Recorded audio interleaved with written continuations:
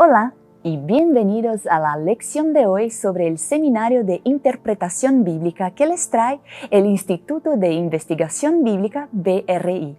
Se une a nosotros el Dr. Frank Hazel, director asociado del BRI. Hola, Dr. Hazel. ¿Qué vamos a aprender hoy? Sí, el tema de hoy es un tema fascinante y tiene que ver con la hermenéutica bíblica interna. La forma bíblica interna que los escritores de la Biblia usan en la propia Biblia, como se cita el Antiguo Testamento en el Nuevo Testamento. Este ha sido un tema de intensos estudios, algunos muy recientes. Ha sido objeto de una intensa controversia y varias opiniones diferentes al respecto. Y muchas personas se preguntan, ¿los escritores del Nuevo Testamento realmente están usando el Antiguo Testamento de forma apropiada? ¿O están leyendo algo que en realidad nunca estuvo allí? Entonces, eso plantea la pregunta. ¿Están usando los textos incorrectos para respaldar la teología correcta? ¿Están usando el Antiguo Testamento de una manera que realmente le da un significado diferente al que habían pretendido los escritores originales? ¿Quién será el académico que presentará el tema de hoy? El Dr. Richard Davidson, de la Universidad de Andrews, es un experto en eso. Ha escrito su tesis doctoral sobre tipología bíblica, abordando esa cuestión, y desde entonces lo ha tratado con gran detalle. Es uno de los mejores eruditos bíblicos que tenemos en nuestra Iglesia para tratar este tema concreto. Y revela la asombrosa precisión de los escritores bíblicos al usar material bíblico. También muestra que no han citado pasajes fuera de contexto, sino que han visto, de manera muy perspicaz, cuando el punto que querían explicar ya ha sido abordado por otro autor bíblico. De modo vemos que la Biblia es realmente un libro confiable que revela lo que el mensaje bíblico realmente quería decir. Deseo que Dios le bendiga ricamente a medida que aprende algunas ideas nuevas y fascinantes sobre la relación entre el Antiguo Testamento y el Nuevo y cómo los escritores bíblicos han citado otros materiales bíblicos.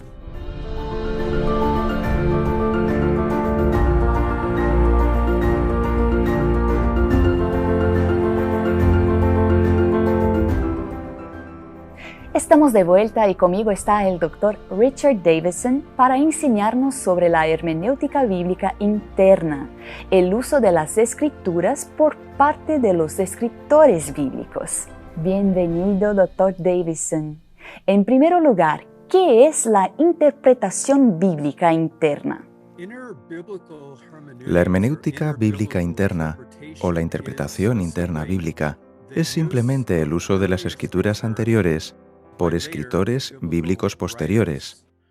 Ahora bien, solíamos hablar del uso del Antiguo Testamento por los escritores del Nuevo Testamento, pero en las últimas décadas se ha comprendido cada vez más que los escritores posteriores del Antiguo Testamento también citaron a los primeros escritores del Antiguo Testamento. Así que ahora usamos este término más amplio, hermenéutica bíblica interna, para ver cómo los escritores bíblicos posteriores del Antiguo Testamento o del Nuevo se refirieron y usaron las escrituras anteriores.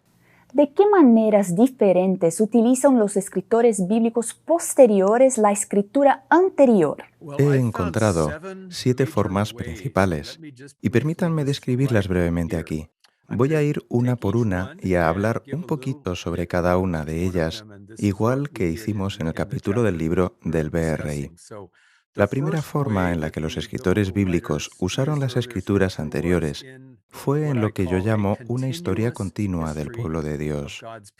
En otras palabras, esta extensión de la historia bíblica se describe con precisión a lo largo de las escrituras posteriores. Por ejemplo, tenemos la historia del Éxodo. Estoy escribiendo un comentario sobre el libro del Éxodo y estoy descubriendo que prácticamente todos los libros posteriores del Antiguo y del Nuevo Testamento aluden y vuelven, de alguna manera, al Éxodo, y hacen una descripción precisa del mismo sistemáticamente.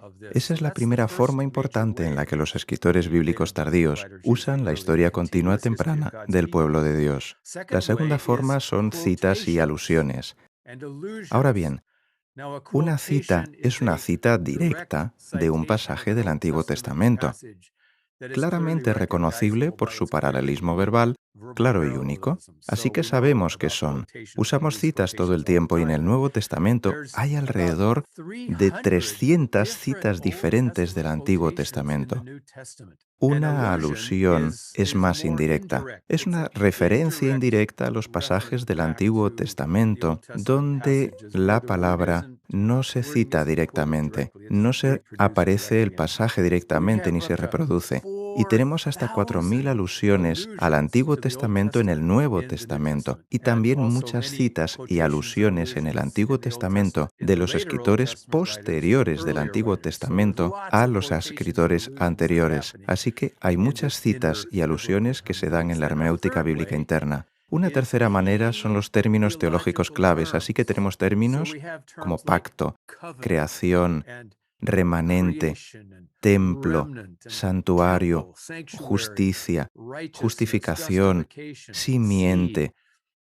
Y en este capítulo rastreo algunos de estos términos teológicos empleados por escritores posteriores del Antiguo y del Nuevo Testamento. Especialmente me centro en la simiente mesiánica, que aparece mencionada ya en Génesis 3:15, y luego descubrimos este énfasis en la simiente a lo largo de los escritos posteriores del Antiguo y del Nuevo Testamento. Por lo tanto, existen estos términos teológicos clave. Una cuarta forma en la que los escritores bíblicos posteriores usan las escrituras previas son los temas principales, la unidad de los temas principales que se mueven a lo largo de las escrituras. Así que los temas teológicos clave incorporan a menudo el término teológico. Tenemos el tema de la creación, encontramos la palabra creación, pero también tenemos el tema, el motivo de la creación y del pacto. De nuevo, a veces encontramos la palabra pacto y a veces una discusión sobre el pacto sin usar la palabra en sí. Así que este tema del pacto recorre toda la Escritura.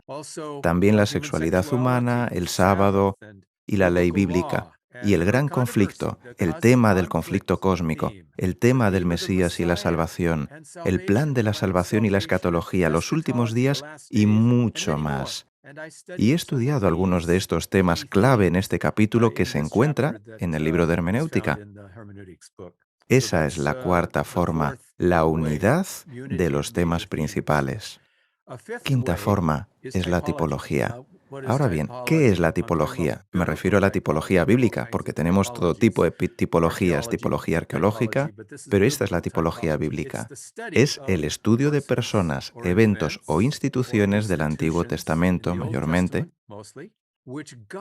que Dios ha diseñado divinamente para prefigurar o señalar su cumplimiento en el tiempo del fin en Cristo o en las realidades del Evangelio ocasionadas por Cristo. Entonces, por ejemplo, Adán es el tipo de Cristo, y eso se menciona en el capítulo 5 de Romanos, y el diluvio es un tipo de Cristo y de la Iglesia mencionada en Primera de Pedro. Y tenemos muchos otros tipos en el Antiguo Testamento. Algunos de ellos son José y el Éxodo y Moisés, Josué, el santuario, David, Salomón, Elías, Eliseo, el profeta Jonás y el profeta Ezequiel e incluso Ciro.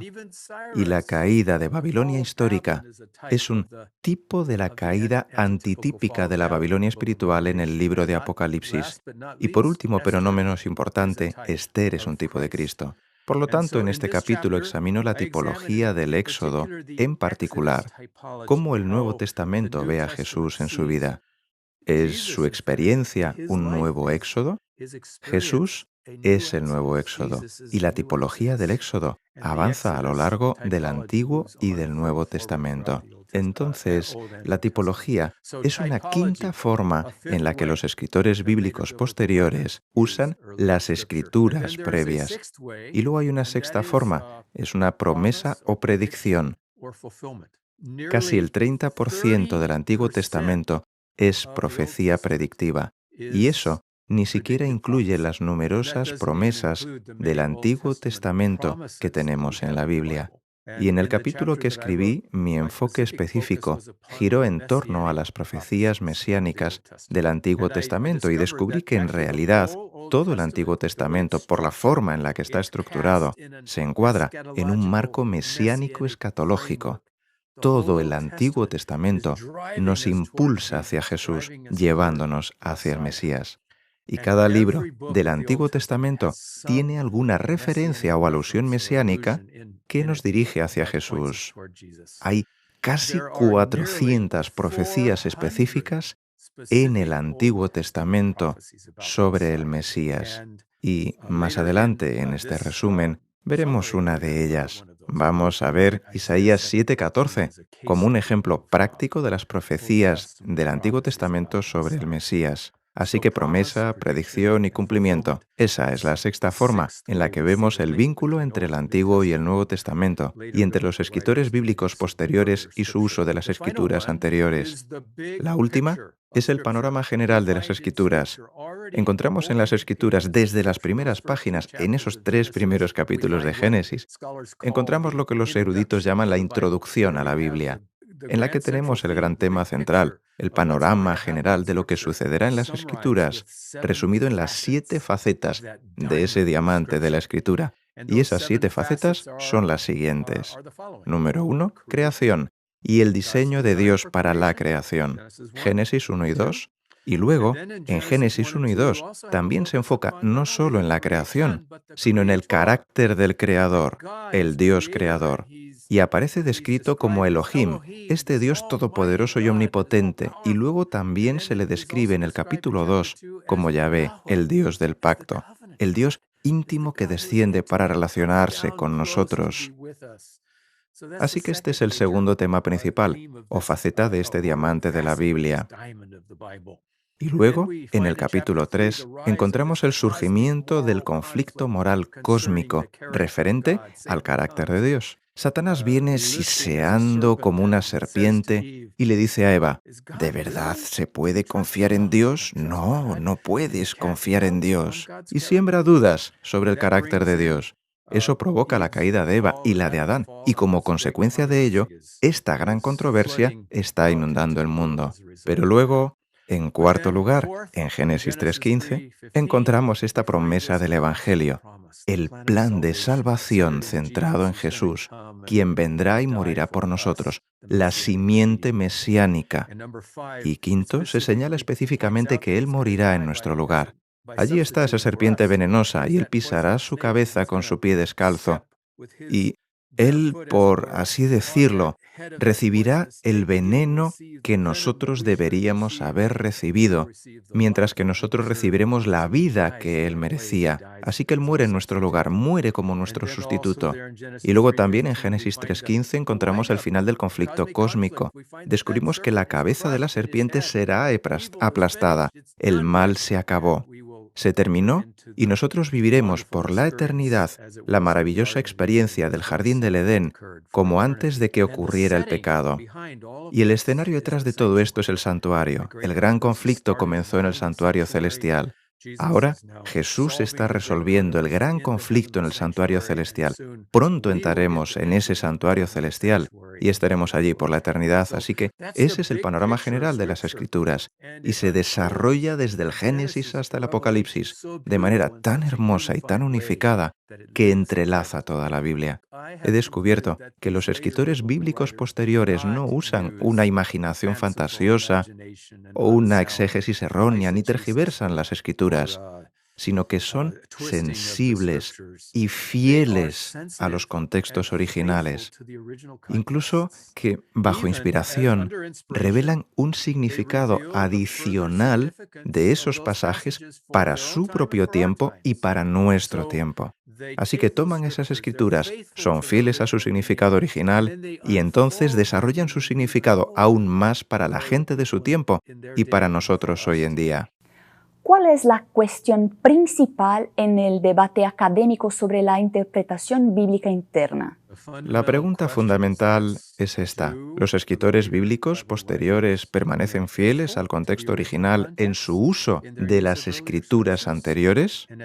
Como has señalado, hay muchos académicos críticos que afirman que los escritores bíblicos posteriores no hicieron una hermenéutica sólida, una exégesis profunda, sino que torcieron las escrituras, que las interpretaron a través de la perspectiva de Cristo, mirando atrás e imponiendo su propio significado a las escrituras, y que en realidad no podemos confiar en la forma en la que los escritores del Nuevo Testamento usan las escrituras y que tenemos que usar métodos diferentes a los que ellos emplean. Ese es el problema fundamental.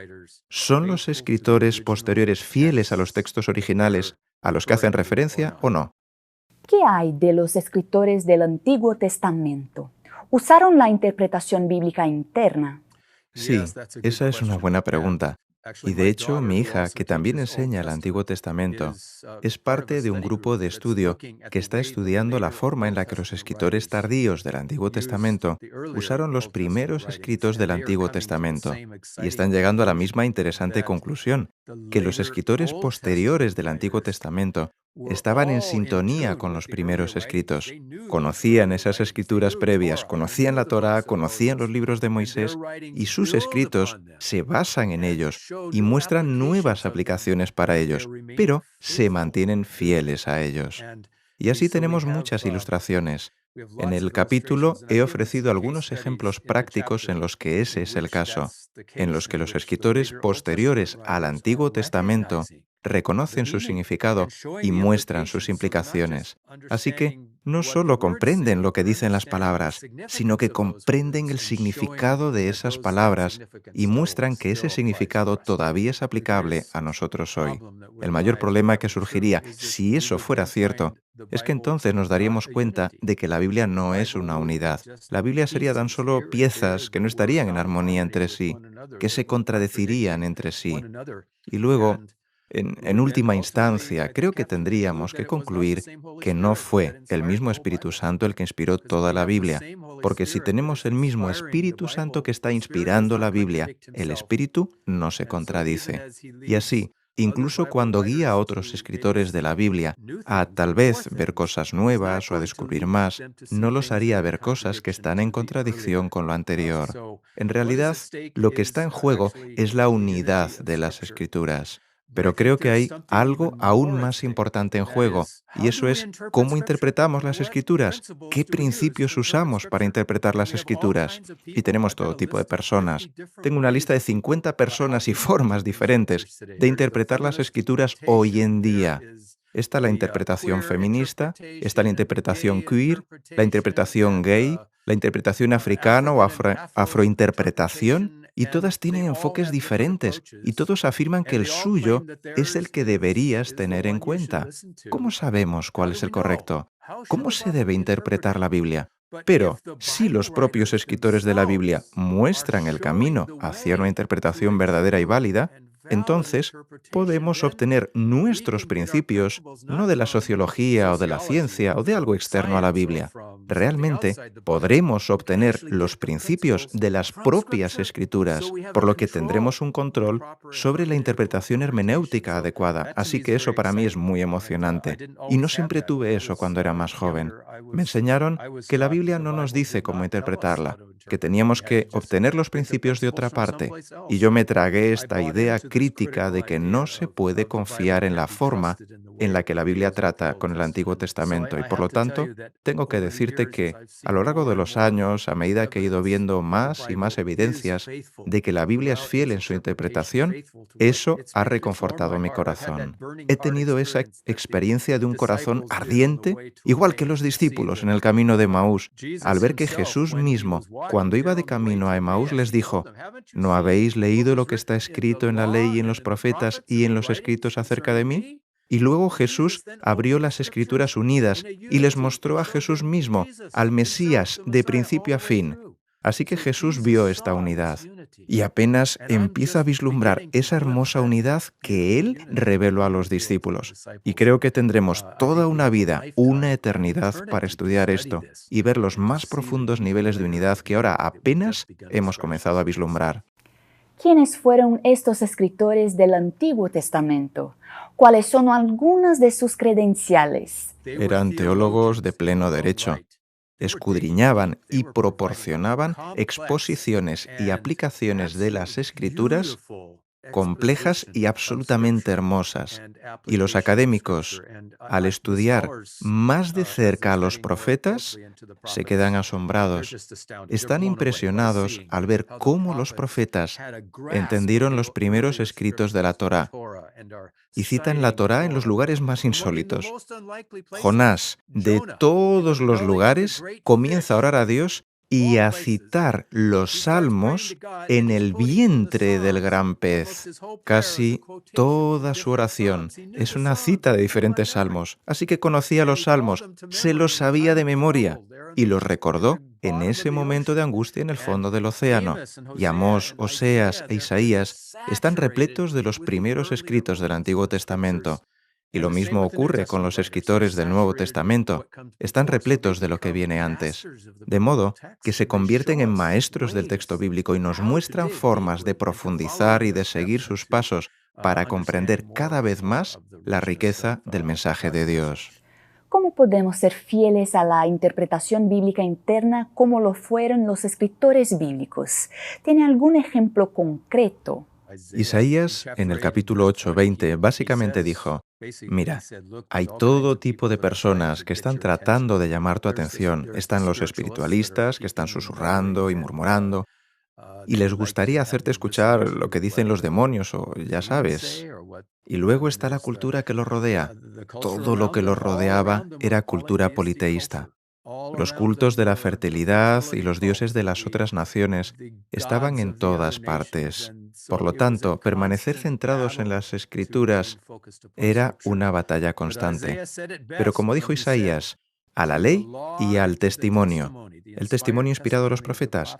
Si no dicen conforme a esto, es porque no les ha amanecido. Y generalmente esto lo aplicamos a las doctrinas, pero olvidamos que la Escritura es una doctrina. Cómo interpretar las Escrituras es una doctrina, y por eso me emocioné tanto cuando conseguí atar cabos y me di cuenta de que había aprendido a estudiar las Escrituras observando a los profetas y a los escritores bíblicos para interpretar las Escrituras. Y me enseñaron cómo quitarme los lentes, mis presuposiciones, y decir: Espíritu Santo, por favor, déjame ver a Jesús y su verdad a través de las presuposiciones del Espíritu Santo y no de las mías. Esa es la única esperanza que tenemos. No sucede de inmediato, pero Dios puede seguir despojándonos de esas presuposiciones a medida que interpretamos. Y creo que los profetas lo dicen, que Dios realmente toma el control de tu ser. Jeremías dijo: había un fuego ardiente en mis huesos, no puedo evitar hablar. Y Dios no siempre les da las exactas palabras, pero les da un mensaje que está protegido del error, protegido de la falsedad, de las falsas ideologías, por lo que la única ocasión cuando no tengo que usar mi crítica para tratar de decir: ¿es cierto esto? ¿Es cierto esto? Es con las Escrituras y con los otros escritos inspirados que he probado con las Escrituras. Ese es el único caso, cuando puedo decir que puedo abrir mi mente y dejar que las Escrituras fluyan, porque conozco a los profetas, a Jesús y a los escritores del Nuevo Testamento que se han entregado a Dios, y Él está transmitiendo a través de ellos su verdad unificada y hermosa, y Dios los ha protegido de distorsionar la verdad. Si la interpretación bíblica interna no existiera, ¿cuál sería el resultado? Si no hay unidad entre el Nuevo y el Antiguo Testamento, entre los profetas y los profetas anteriores, entonces las profecías mesiánicas desaparecen, ya no son válidas. Y mi ejemplo favorito es el de Mateo 1:23, donde cita a Isaías 7:14. Y este es probablemente el pasaje que los académicos críticos, los escépticos, más citan, porque dicen: venga ya, Mateo no es fiel al Antiguo Testamento. Isaías 7:14 no predice un nacimiento virginal, solo habla de una mujer joven en edad de casarse, y eso ya se cumplió en los días de Isaías, no tiene nada que ver con el Mesías. Eso es lo que me enseñaron. Desgraciadamente, eso me lo enseñó un maestro cristiano. Así que me emocioné tanto que decidí que estudiaría esto por mi cuenta y comencé a escudriñar paso a paso. Y me sorprendí al encontrar todos estos indicios justo en el contexto del mismo Isaías 7:14, que habla del nacimiento virginal de Jesús, el niño que se llamaría Jesús, nacido de María. ¿Puedo compartir algunos de estos indicios que encontré? Pues bien, así es como lo veo. Y he ofrecido, creo que 10 indicios diferentes en el capítulo. Voy a tocar algunos de ellos aquí, rápidamente. El caso es que tiene una dimensión local. Describe a un niño que nació alrededor de ese tiempo. Pero ese niño aparece descrito como un tipo del Mesías señalando al Mesías. Así que hubo un escenario histórico con el nacimiento del hijo de Isaías, mi nombre favorito en la Biblia, un nombre difícil de decir, Maher Shalal Hashbaz, el nombre del hijo de Isaías, y nació en la época en la que se suponía que caería Siria y se suponía que caería Efraín. Sucedió de acuerdo a ese cumplimiento. Pero luego hay indicios de que van más allá de Maher Shalal Hashbaz para hablar de más cosas. Y estas son las pistas. Número 1. En esta sección de Isaías 7, 13, 14 se cambia al plural. Así que no solo está hablando contigo, Acaz. En realidad, está hablando con la casa de David, con toda la dinastía de David. En realidad no se está hablando con todos los que seguirían los pasos del Mesías. Y la profecía tiene una aplicación mucho más amplia que solo para Acaz en ese momento. Y luego está la palabra virgen. La palabra en hebreo es alma y significa, es cierto, significa una mujer joven en edad de casarse. Ahora, si hubiera querido hablar simplemente de virgen, hay otra palabra, partenos o betulá. Partenos en griego y betulá en hebreo, que significa virgen. Pero podría tratarse de una virgen de 120 años, no de una joven virgen, o de una joven virgen en edad de casarse. Sin embargo, alma se refiere a una mujer joven en edad de casarse, pero soltera. Entonces, si es una mujer pura, si es una mujer fiel, se asume que es virgen. Así que esto dice mucho más sobre María que simplemente llamarla virgen.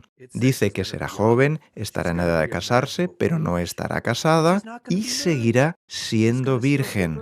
Dice las 4 cosas. Entonces, Dios, al dar esta profecía, da la palabra correcta que transmite más de lo que se había transmitido con solo usar la palabra virgen. Luego, una tercera idea es que en este versículo del capítulo 7, versículo 14 de Isaías, no hay marcadores de tiempo. Así es como se traduce literalmente, palabra por palabra, del hebreo. He aquí, una mujer joven en edad de casarse, que no está casada, está embarazada, que da a luz un hijo y le pone por nombre Dios con nosotros. No hay tiempo. Puede ser pasado, presente o futuro. Así que, en otras palabras, la profecía podría tener una aplicación local, una aplicación parcial en el tiempo de Acaz, pero también podría estar señalando hacia el futuro, más allá del tiempo de Acaz. Y eso es exactamente lo que observamos cuando comenzamos a ver lo que sucede después del capítulo 7, versículo 14. Porque cuando nació, el hijo de Isaías no se llamó Emmanuel, Dios con nosotros. Fue nombrado Maher Shalal Hashbaz. Entonces, el que será llamado Emmanuel aún está por venir. Luego pasas al capítulo 8 y en el lenguaje de Emmanuel comienza a adquirir esta dimensión mística, cósmica, como un diluvio. Y es alguien que viene del reino sobrenatural. Describe un reino divino que está llegando, no solo al nivel local, sino a nivel cósmico. Y luego llegas al versículo 18 del capítulo 8, y se dice que Isaías y sus hijos son señales en Israel de los eventos futuros que Dios traerá. Entonces, Maher Shalal Hashbaz es una señal de algo que vendrá en el futuro. Y luego al final del capítulo 8, el lenguaje cambia del nivel histórico, local, al nivel mesiánico. El capítulo 8 habla de una tierra de tinieblas y oscuridad. Pero en cuanto llegas al capítulo 9, versículo 1, dice: el pueblo que andaba en tinieblas vio una gran luz. Y no hay más oscuridad. Y continúa diciendo por qué no hay más oscuridad. Porque un niño nos ha nacido, hijo nos ha sido dado, y el principado sobre su hombro. Se llamará su nombre Admirable Consejero, Dios fuerte, Padre eterno, Príncipe de paz. ¡Wow! Este no es solo Maher-Shalal al-Ashbaz. Este es el Mesías. Él es un ser humano. Él es el hijo de David, pero también es Dios, Dios fuerte, Padre eterno, Príncipe de paz. Entonces Isaías 9:6 nos permite saber que esta profecía del capítulo 7 encuentra su cumplimiento final en el Mesías. Y luego pasas al capítulo 11 y nuevamente se describe el Mesías, esta vez con el lenguaje del vástago. Un pasaje que coincide con la estructura de Isaías 7 a 12. Toda esta sección se llama el volumen de Manuel. Y tenemos 7:14 aquí, luego 11 del 1 al 9, y después, justo en la parte posterior de esta estructura quiástica, tenemos una profecía más. Justo en la parte superior está el capítulo 9, 1 al 6. Así que está en la parte superior. Aquí está el capítulo 7 y el capítulo 11. Aquí están equilibrados. Toda la estructura está equilibrada del Mesías. Por lo tanto, así es como lo veo yo. Y habrá un diagrama que la gente puede estar viendo sobre esto, que es la tipología, que el tipo estaba en Isaías 7:14. Emmanuel, un niño por nacer. Una virgen dará a luz a Emmanuel. Y luego en el capítulo 8, versículos 1 a 4, hay un cumplimiento local con Maher-Shalal al-Ashbaz. Pero luego pasas al antitipo y en el capítulo 9, versículos 1 a 7, tenemos el cumplimiento máximo con este Hijo que es llamado Dios fuerte, Padre eterno, Príncipe de paz. Y el capítulo 11, versículos 1 a 9, nos da una descripción adicional del Mesías. Así que aquí mismo, en el contexto de Isaías 7, tenemos todas las pistas que necesitamos para saber que estamos hablando del Mesías. No tienes que esperar hasta que llegue Mateo. Y Mateo, creo, vio estos indicios y pudo usarlos con precisión como una profecía del Mesías. Por lo tanto, basado en esto, concluyo que Mateo, lejos de sacar a Isaías 7:14 de contexto, reconoció el contexto mesiánico más amplio de este volumen del Mesías, capítulos 7 a 12, que la erudición crítica no ve o ignora. Entonces, Isaías predice que el Hijo nacido en su propio tiempo sería un tipo del Mesías divino supremo que nacería de una virgen. Creo que es genial que la unidad se nos muestre allí mismo, en el texto. Creo que por lo general tenemos muchas pistas simplemente en el contexto local, como les he mostrado aquí, sin tener que ir a otros libros para ver el vínculo con el Mesías. Pero junto con mi capítulo, que trata de la hermenéutica interna bíblica, este libro que acaba de ser publicado, editado por Frank Hassel, tiene otros varios capítulos que tratan en profundidad sobre estos principios bíblicos de interpretación que surgen de la Biblia. Así que el mío es solo un paso. El mensaje de mi capítulo es: escucha a los escritores bíblicos. Ellos mismos te dirán cómo interpretar la Biblia. Y estoy muy agradecido de que mis colegas que han escrito los demás capítulos hayan escuchado la Biblia y estén presentando estos principios hermenéuticos. Es por eso que mi capítulo no es suficiente. Necesitas a todos los demás para ver cómo se entrelazan. Y luego creo que estarás encantado, porque aquellos que lean este libro estarán encantados de ver que existe un poderoso conjunto de principios y que no es necesario ser un erudito para usarlo. Estas no son solo herramientas que solo los académicos pueden usar. Estas son las herramientas que usaron Amós y Oseas y muchas personas comunes que fueron profetas, y que hace falta gente común como todos nosotros. Los académicos también son gente común, y ser llamado un erudito lo único que hace es que cuanto más te adentres en el texto, más te des cuenta de lo poco que sabes. Por eso, los eruditos tienen incluso una mayor necesidad de pedir al Espíritu Santo que nos ayude a aplicar estos principios y a escucharle a Él y seguir su dirección. Por eso, recomiendo a todos los demás capítulos de este libro, que forman una unidad para promover la hermenéutica que Jesús ofreció en el camino a Emaús y que los demás escritores bíblicos también ofrecen. Dr. Davidson, muchas gracias por explicarnos este importante tema y gracias por vernos. Hasta la próxima.